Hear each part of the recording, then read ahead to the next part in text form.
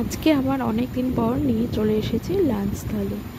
আর আজকে কারণ বাপি এসেছে, তাই বাপি এসেছে, বাপিকে বললাম এসে গেলে আজকে ভাত খেয়ে যাবে, আর যেতে হবে না, এখন থাকো, সে বিকালবেলা করে বেরোবে। বাপি কিছুতেই রাজি হয় না, আমি বলছি না আজকে থাকতে হবে, এখনই থাকো, যেতে দেবো না বলে যাই হোক কোনো ক্রমে রাজি হলো। হয়ে দেখো এইরকম ভাত, মানে ভাতটা যেমন করে বাড়ছে এরকম আমার মা বাপিকে বেড়ে দিত, সেই দেখি শেখা। মা বলতো এরকম করে ছড়িয়ে ভাত দিতে নেই, সুন্দর করে এরকম করে সাজিয়ে গুছিয়ে ভাত দিতে হয়। তাই এরকম করে সাজিয়ে গুছিয়ে মায়ের মতো করে একটু ভাত দিয়ে দিলাম। আর সঙ্গে যে ভাজা রেখেছিলাম, বাপি যেহেতু ভাজা খেতে চায় না খুব একটা, তবুও হালকা করে করেছিলাম। একটু কুমড়ো ভেজেছিলাম, একটু কাঁকড় ভেজেছিলাম, আর একটু রাঙালু, ব্যাস।